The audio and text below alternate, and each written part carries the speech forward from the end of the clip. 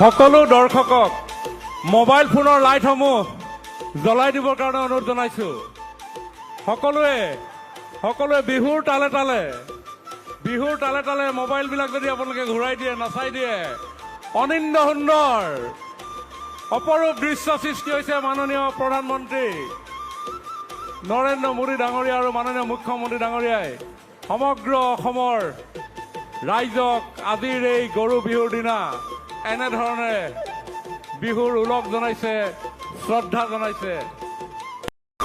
এনেধৰণে বিহুৰ ওলগ জনাইছে, শ্ৰদ্ধা জনাইছে।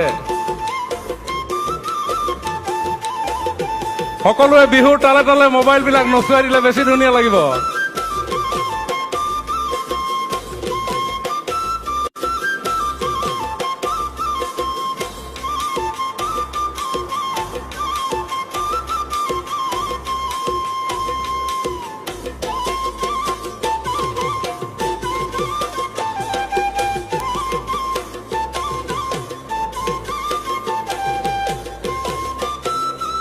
সকলোৱে হাত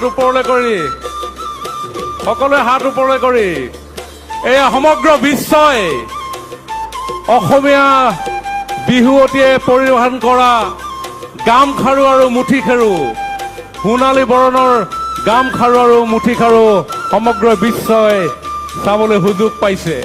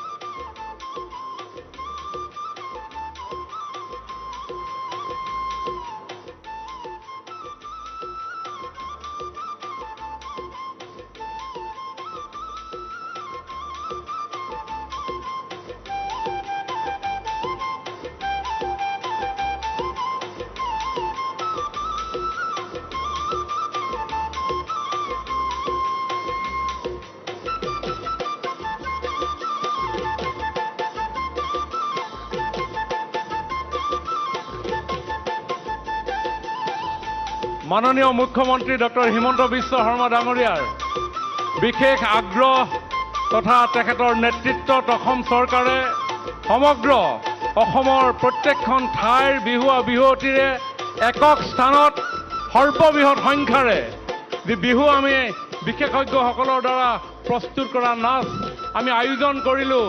যোৱাকালি 11,304 গৰাকী বিহুৱতীৰে আমাৰ এই বিহু অনুষ্ঠিত হ'ল, যিয়ে ইতিমধ্যে গিনিজ বুক অফ ৰেকৰ্ডছত স্থান পাবৰ কাৰণে সক্ষম হৈছে।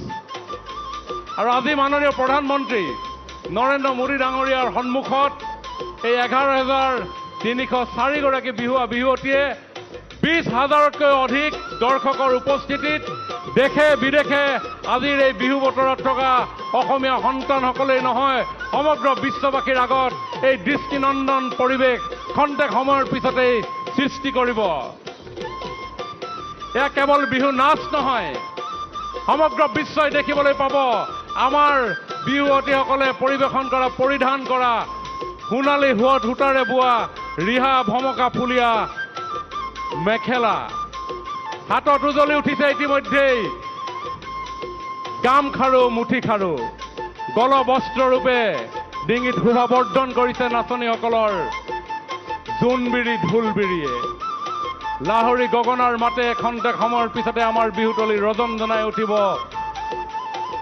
ঢোলৰ চেৱলত নাচনীৰ কঁকাল ভাঙি গোটেই হেন্দুল দোপ এক পৰিৱেশ সৃষ্টি হ'ব। সকলোৱে পুনৰ দুয়ো হাত ওপৰলৈ কৰি মাননীয় প্ৰধানমন্ত্ৰী ডাঙৰীয়াক আদৰণি জনাই থাকিবৰ কাৰণে অনুৰোধ জনাইছো।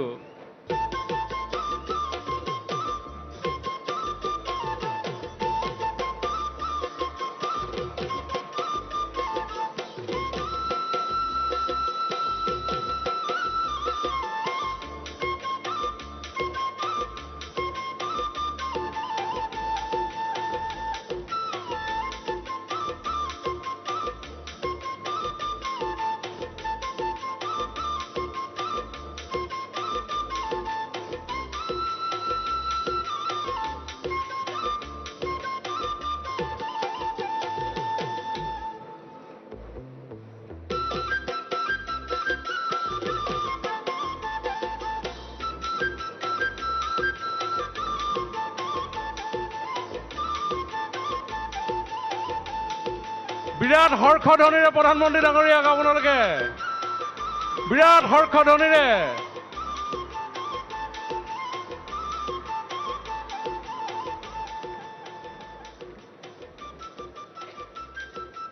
বজাই থাকক, গান বজাই থাকক।